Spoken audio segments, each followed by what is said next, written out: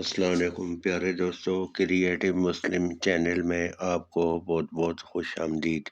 ہمارا آج کا موضوع ہے قرآن مجید اور اس کی حفاظت اور فضائل۔ اللہ تعالیٰ نے انسان کو پیدا کیا، اس کی جسمانی اور فطری ضروریات پوری کرنے کے لیے مادی وسائل پیدا کیے، اور اس کے ذہن اور روح کی رہنمائی کے لیے بھی اہتمام فرمایا۔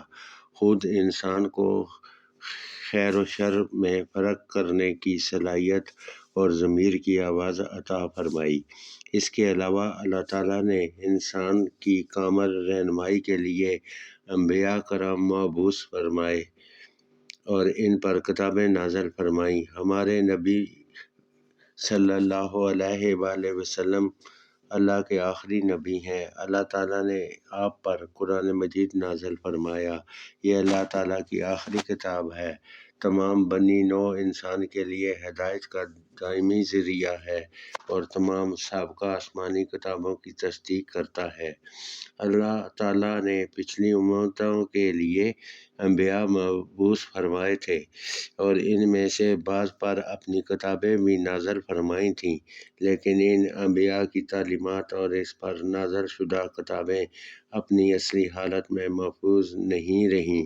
اللہ تعالیٰ کا ارشاد ہے، اور تمہاری طرف ہم نے یہ کتاب نازل کی ہے، یہ حق لے کر آئی ہے۔ اس سے پہلے جو آسمانی کتابیں آئیں ان کی تصدیق کرنے والی ہے اور ان کی محافظ اور نگہبان ہے۔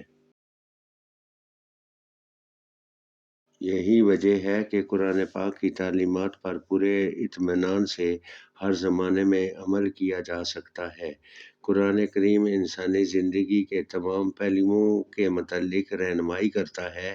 اس میں انسانی زندگی کی حقیقت، خیر و شر، حلال و حرام، اخلاقی تعلیمات، غرض زندگی کے ہر پہلو سے متعلق رہنمائی موجود ہے۔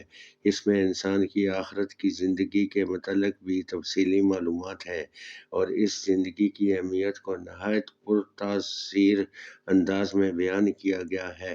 قرآن پاک انسان کی انفرادی زندگی، اس کی اجتماعی اور معاشرتی زندگی اور حقوق و فرائض، اس کے معاشی اور اقتصادی امور کے متعلق بنیادی ہدایات، سیاسی اور بین الاقوامی معاملات اور اخلاقی رویوں کے متعلق جامع تعلیمات پیش کرتا ہے۔ غرض کہ قرآن کریم انسانی زندگی کے تمام پہلوؤں کے بارے میں ضروری معلومات اور رہنمائی کا خزینہ ہے، اور اس میں وہ تمام باتیں وضاحت سے بتا دی گئی ہیں جن کا جاننا انسان کے لیے ضروری ہے، جن کے جاننے کا انسان کے پاس کوئی دوسرا ذریعہ نہیں۔ قرآن مجید اللہ تعالیٰ کی طرف سے نازل شدہ ہے، اس کی حفاظت کا ذمہ بھی اللہ تعالیٰ نے خود لیا ہے۔ ترجمہ: بلا شبہ یہ ذکر ہم نے نازل کیا ہے اور ہم خود اس کے محافظ ہیں۔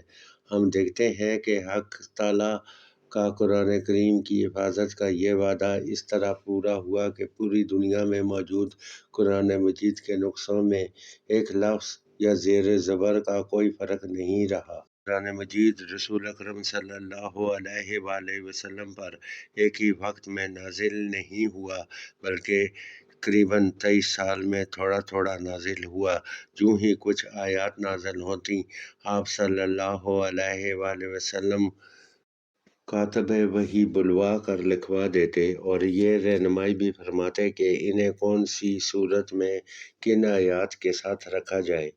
مسجد نبوی میں ایک مقام متعین تھا جہاں وہ عبارت رکھ دی جاتی، صحابہ کرام اس کی نقل کر کے لے جاتے اور یاد کر لیتے۔ مختلف اوقات خصوصاً پانچوں نمازوں میں اس کی تلاوت کرتے اور اس کو سمجھنے اور اس پر عمل پیرا ہونے کی کوشش کرتے۔ اس طرح جوں جوں قرآن مجید نازل ہوتا گیا، لکھا بھی جاتا رہا اور حفظ بھی ہوتا رہا۔ اس عمل میں صرف مرد ہی نہیں بلکہ خواتین بھی شامل رہیں، حتیٰ کہ نبی اکرم صلی اللہ علیہ وآلہ وسلم کی حیات طیبہ ہی میں مکمل قرآن کریم اکثر امہات المومنین رضی اللہ تعالیٰ عنہا، اہل بیت رضی اللہ تعالیٰ عنہم، صحابہ کرام رضی اللہ تعالیٰ عنہم اور صحابیات رضی اللہ تعالیٰ عنہا کو حفظ ہو چکا تھا، اور متعدد صحابہ کرام رضی اللہ تعالیٰ عنہوں نے اس کی مکمل نقول بھی تیار کر لی تھیں۔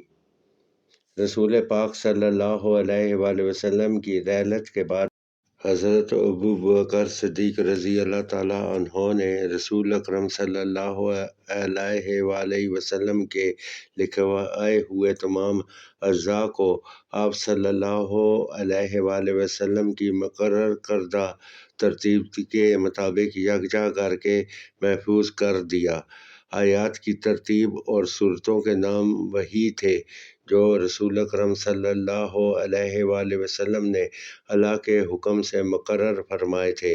حضرت عثمان نے اپنے عہد خلافت میں اس کی متعدد نقول تیار کر کے تمام صوبائی دارالحکومتوں میں ایک ایک نسخے کے طور پر بھجوا دیں۔